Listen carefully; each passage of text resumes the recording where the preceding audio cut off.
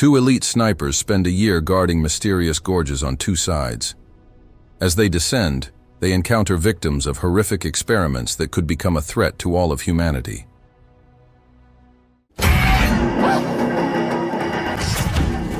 The story begins when Drąsa, a Lithuanian sniper, lurking in hiding, awakens and prepares to fulfill her mission.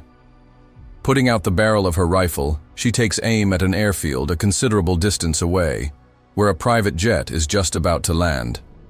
As soon as the target appears on the ramp, Drąsa pulls the trigger, and after making sure the shot is accurate, picks up the spent shell casing. The narrative then shifts to former Marine and sniper Levi. Suffering from insomnia due to disturbing dreams, he races through the night city, and then, sitting by the sea until dawn, makes notes in a notebook, like a real Hemingway. This life continues until the order to report to the military base arrives on his phone.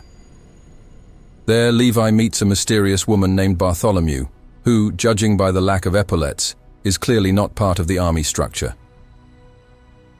She questions him about his habits and past work as a hitman, which he switched to after a military psychiatrist removed him from service due to apathy.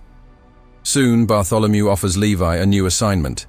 Meanwhile, Drąsa visits the grave of his mother and gravely ill father.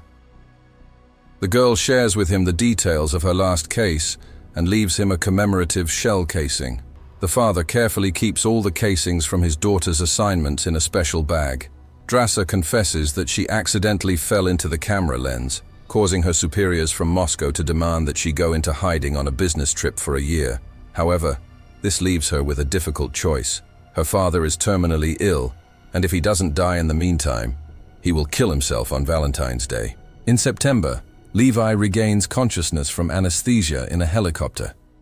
The girl pilot confirms his identity, takes his personal belongings, and gives instructions to disembark and walk 38 kilometers to the designated point. After putting on a parachute, Levi jumps and after landing, walks through a picturesque area until he reaches an eerie gorge, the lowlands of which are shrouded in thick fog. There he is met by JD, whom he must replace. JD explains the nature of the job. On the west and east sides of the gorge are autonomous observation posts equipped with generators and solar panels, supported by Western and Eastern European countries. Only one person is on duty at each post, and interaction between observers is strictly forbidden. There is a small vegetable garden nearby, and the forest is full of game. The main tasks are to patrol the perimeter, make sure the turrets are in working order, change mines and repair the fence if someone tries to escape from the gorge. Communication is only allowed once a month on a single channel. Antennas are installed around the perimeter, sending false signals to satellites so that the gorge remains invisible. JD warns that if the security system fails, or there is a breach from below, an air alert and protocol code named Stray Dog will be activated. In such an event, you must leave the post immediately. The equipment here is mostly from the 1940s. After the end of World War II, the countries of the West and the USSR made a secret agreement, which even the presidents are not aware of, to guard the exit of the gorge from the so-called Hollow Men. No one knows who they are, but after the war, 3 cavalry battalions were sent into the gorge to mop up and never returned. JD is convinced that a passageway to the real hell lurks below. The next morning he leaves his post, and Levi begins to settle in.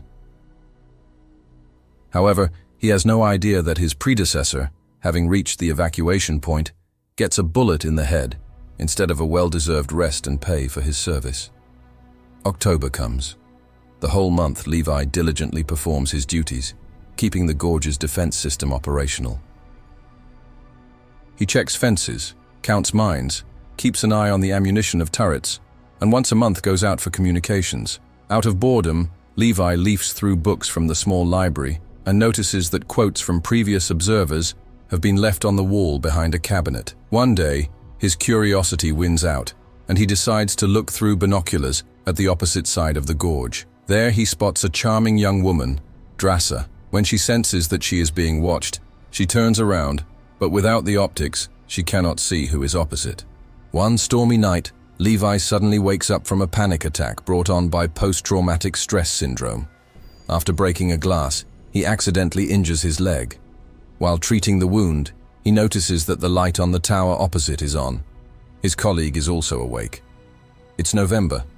Drassa celebrates her birthday with too much champagne and is overcome by the desire to talk to Levi.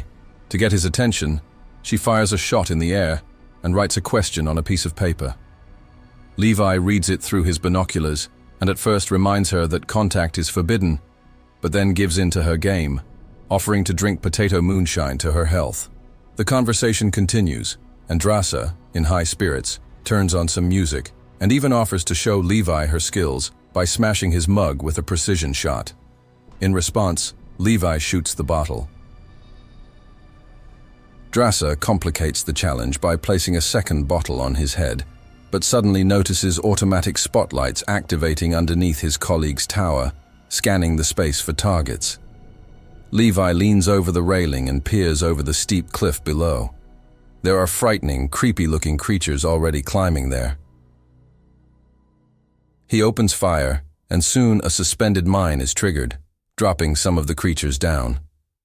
Drassa activates the large-caliber machine gun on his turret to support his partner against the monsters. As soon as they dispose of the attackers, a similar creature climbs onto the girl's balcony.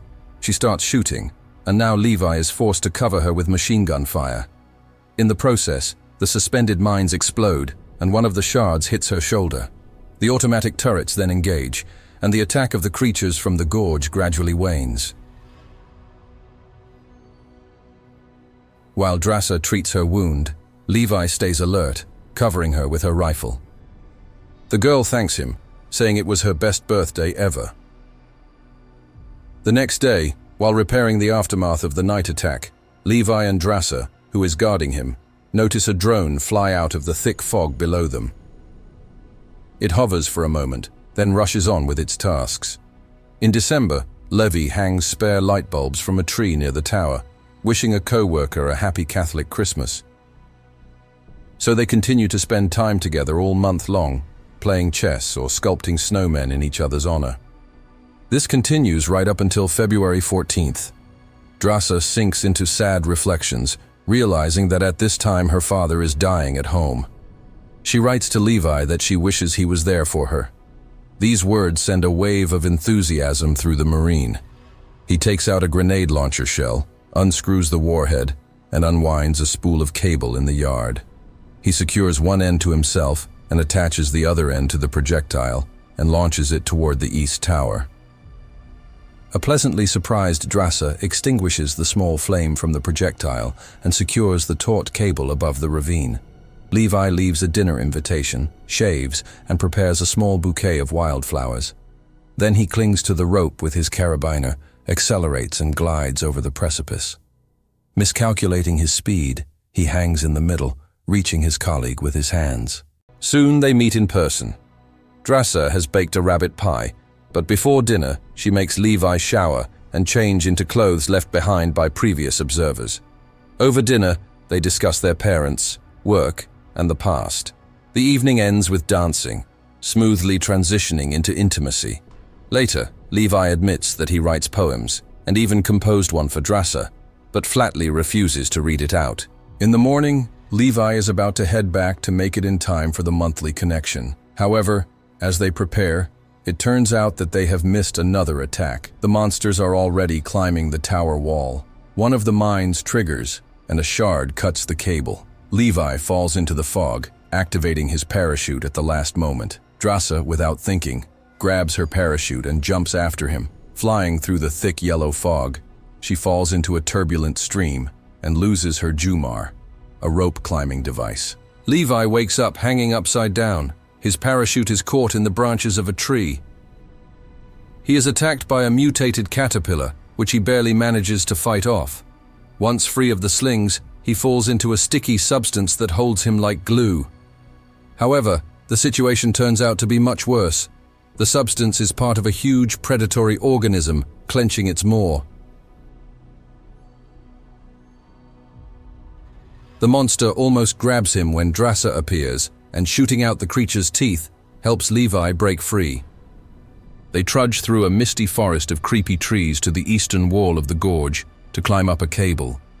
However, they are attacked by saber riders resembling animated wooden dolls. Fortunately, the mutated riders prove vulnerable to bullets. While reloading, Drassa realizes that she has lost her Jumar, and without it, they will not be able to overcome the 500-meter steep wall, so they'll have to find another way out. Inspecting the fallen enemies, Levi guesses that they are the descendants of the missing battalions, lost here almost 80 years ago. They continue through the ominous forest, whose trees resemble skeletons frozen in agony. Soon they come to a settlement that looks like a military base. The wind flutters the decayed banners of Britain, the USSR and the USA. The ground is covered with deep cracks, indicating signs of a long-ago earthquake. Looking into the church, they discover human remains on the benches. Judging by the traces of cyanide, these people committed suicide. While Levi and Drassa examine the room, they are attacked by spiders composed of skulls. Following them, hollow creatures appear and join the fray. Realizing that they have no chance in open combat, the partners blow up the wall with a grenade and escape through the resulting breach before the situation becomes critical. To hide, they rush to the wall of the ravine, where they notice the door to the bunker.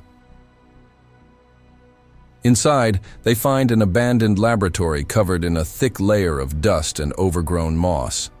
On the wall hangs an old photograph of the Yalta Conference. Levi finds a movie tape and Drassa finds an old propane-powered generator.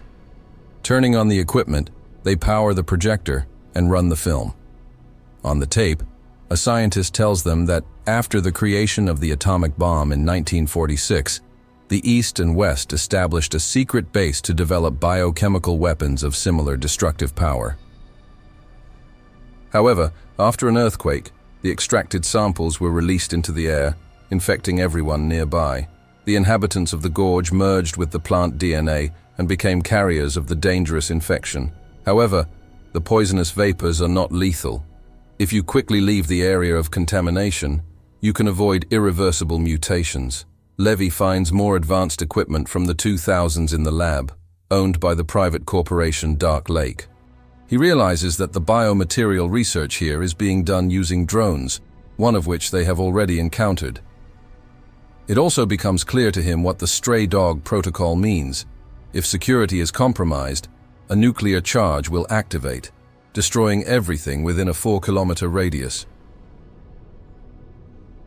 Realizing the danger, the heroes decide to escape before the contamination, but their exit is blocked by mutants who turn out to be smarter than they thought. Those stole Drassa's ammunition and left the bag outside as a trap. As soon as the girl reaches out, she is caught. The rider drags her away, despite her desperate attempts to cut the rope or shoot the kidnapper. Drassa hits a snag and passes out. Levi rushes down the trail to rescue her. He ends up at a missile silo with toxic red smoke billowing from it. Down below, Drassa regains consciousness bound in the lair of her captor. Seizing the moment, the girl breaks free and enters the fray. She fights back, but this only angers the mutant even more. However, a shot from Levi puts an end to the fight. After getting out of the mine, they find a damaged rocket because of the leakage of chemicals from such installations and the contamination of the gorge. The heroes make their way through the living mass that resembles a mold of human flesh, trying not to disturb it. But Drassa accidentally snags a piece of it, getting caught in the sticky web. Levi tries to free her with his katana, but this only provokes an aggressive reaction. In an attempt to break free, Drassa throws a grenade into the thickened offshoots, incinerating the mutant. On the surface, they find an old garage with machinery. Levi suggests using the Jeep's winch instead of a Jumar to climb up the cliff.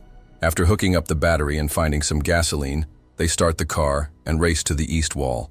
While Levi secures the rope, Drassa fights off the attacking mutants. Then, getting behind the wheel, she accelerates sharply. The Jeep climbs the steep wall. However, the mutants don't back down. They climb following, grabbing onto the rock and rope. Levi clamps the gas pedal with the crate, and himself and Drassa fights back, throwing enemies down. During the battle, Levi finds himself hanging over a precipice and punctures a gasoline canister, dousing his enemies. Pulling himself up, he sets them on fire with a flare. However, the jeep turns out to be damaged as well. Then the heroes cut the rope and continue climbing by hand. Luckily, the way up is not far. Once at the top, Levi treats Drassa's wounds and they discuss what to do next. Both realize that they may be eliminated after the mission. Drassa offers to escape, but Levi believes this will not solve the problem. Others will take their place and the infestation will remain. He is convinced that the only way to stop the threat is to destroy the gorge. Using a shotgun with a hook, Levi pulls a cable to get back to his post in time for the scheduled communications session.